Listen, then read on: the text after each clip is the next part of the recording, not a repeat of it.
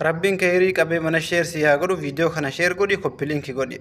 Mucawwan tuni warri jechuudha orga Suudii deemtee ji'a 5 jedhan. Ji'a 5 kana keessatti guyyaa takka sagalee isiillee dhabneen beennu nagaumaan nu dawwalti. Naguma wajji haasofnaa jedhan maatiin jechuudha. Gartee ji'a tokko ol amma urga dhabamte ji'a tokko oli jedhan.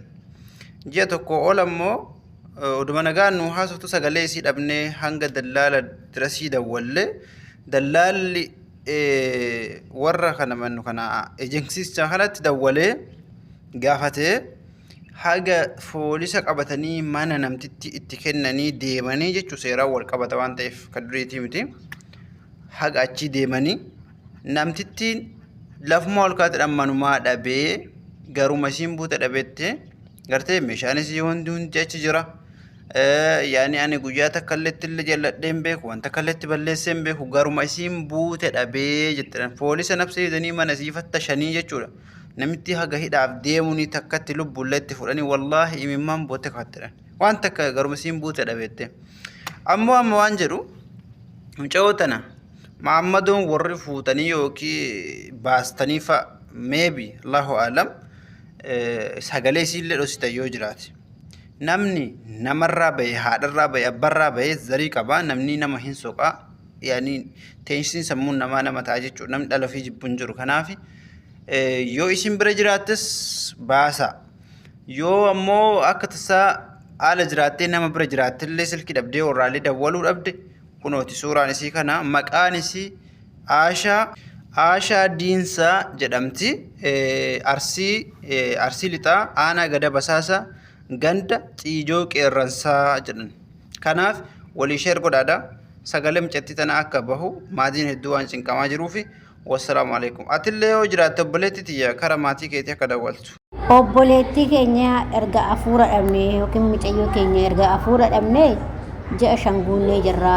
Duraan nagumaa nu bilbilaa turte amma immoo ji'a tokko guunnee erga biyya ormaa deemtee ji'a 5. Walumaa galatti afuura ishee erga dhabnee amma ji'a tokko guunneerra duraan ji'a 4 nagumaan nu bilbilaa turte jedhan. Yeroo tokko ijoolleen keenyallee wanta bahanii fi kaayoo bahanii fi wallaalu beektanii. Ashama akkam jirtu hordoftoota kabajamtoota nageenyi keenya bakka jirtanitti isiniif haa baay'atu. Akkam jirtu obboleettiin keessan nagaa guutuun qabaa galata waaqayyoo isinillee baga nagaa taatan baga jiraattan isin jedha. Itti aansuudhaan ijoollee keenya akkuma mucaan viidiyoo irratti mucoo kana iyyaafannoodha iyyaafachaa jiran jechuudha. Yoo mucayyoo kana kan baase dhugaa dubbachuuf mucayyoon kuni waan biraatii miti yookiin madaamii fi wallolteetii miti yookiin immoo manni sun ta'ee fi ta'uu fi dideetii miti. Mucayyoon kun akkanatti fakkaatutti akka ofii kiyyaatitti mucayyoon kun hin baate Muhammadoodha baate dhugaa dubbachuuf malee namni akkamitti poolisii qabatee dhaqee mana san keessatti dhowwaa taate ta'e yookiin immoo osoo kan jiraatu ta'e poolisiin yoo arguu danda'a. Garuu hin baddee jechuudha jalaa baddee jechuudha. Garuu ijoolleen keenya yeroo as geessanii kaayoo fi karoora beektan maaf wallaaltu waan baataniif maaf wallaaltu. Akkasuma maatii keenya illee maaliif qilleensa irratti hiriir gootu maatii keenya jechuudha qilleensa irratti dhugaa dubbachuudhaaf jechuudha. Anna mucayyoon kun amma dhugaa dubbachuuf maatiin yoo hin beektanii hanga namaa yaaddoo maatiin keessan hundi keenya iyyuu maatii keenya hin beeknaa ganuma nu yaaddoo jechuudha. Siifis anaafis haga si yaadda'an hin beeknaa jechuudha. Garuu jechuudha yeroo biyyaa baatan yoo manni tokko isinii ta'e keessattuu ijoolleen amma dhuftan erga manni isinii ta'e maaluma gochaa sa'aatii kana keessatti baatanii fi rakkoo hamaa keessa seentan. Tokkoffaan gaafa ati amma eeyyan si baasuu danda'u si jalajanuu danda'u ati moobaayilii qaba ijoolleen akka yeroo nuti dhufnu sanii miti hundi isaaniitu moobaayilii mataa isaanii qabu beektanii hunduma moobaayilii mataa isaa qaba. Garuu jechuudha as geessanii jechuudha wanta yeroo biyyaa rakkattanii dhuftan akkaataatti dhuftan rakkattanii cinqamtanii birrii kana hunda cafacaftanii birrii xiqqaadhaan biyya amma akka duraanii birrii xiqqoo kan akka nu yeroo deemnetti birrii xiqqoo deemuun hin jiru. Birrii kana hunda cafacaftanii gaafa isin baatanii biyya kana yoo manni isinii ta'ee jedhee baatanii baddanii baay'ee nama dhaga'ama. Akka duraanii seetanii jechuudha. Amma fakkeenyaaf yeroo duraanii yeroo ijoolleen baddullee hojiin hin jira ture. Amma garuu kuma tokkoon ijoollee hojii soqanii hedduutu jira hin jiru jechuudha hojii.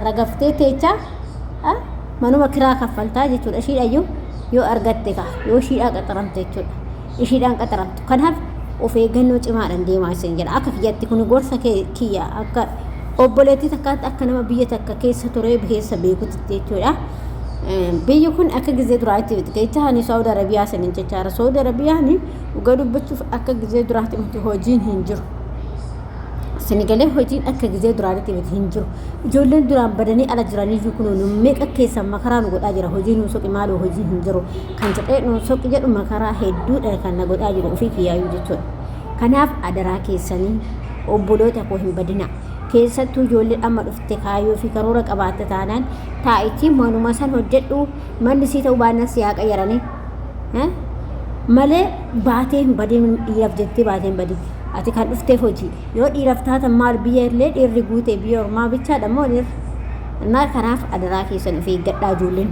haarawaa dhuftan kan duraanitti miti amma kan rakkina guddaa keessa jiru jechuudha ofii keessanii illee dararamtanii maatii illee hin dararinaa ofii keessa xiqqii keessa seentanii maatii keessa xiqqii keessa seessinaa kanaaf hojjedhu kuma takka amma fakkeenyaaf kuma tokkoon ijoolleen hojjettu birrii kuma 41-42 nyaattaa barra maal taatan ijoollee akkamitti of wallaaltanii kana nyaachaa har'a yoo ati gabbaatee dhiiraaf jettee kana jalaa baddu baay'ee nama gaddisiisa dhugaa waaqa jechuudha amma mucayyoon kun manumaa hin dhabee madaamiin kun manaa hin dhabee jechaarti isheen jechuudha baay'ee nama gaddisiisa ijoollee keenya jechuudha adaraa of eeggannoodhaan deema yeroo hundumaayyuu innaa kan isin jedhaa viidiyoon kun yoo sitti ture laayik sheerii gochuun dagatinaa ta'e akkasuma yaada fi qiiqa'uu qabaattan koomeentiitti barreessuun dagatinaa isinin jaaladhaa isinin kabajaa hanga viidiyoo biraatti yoo ta'e viidiyoo kanaan immoo chortii gaarii isin jedha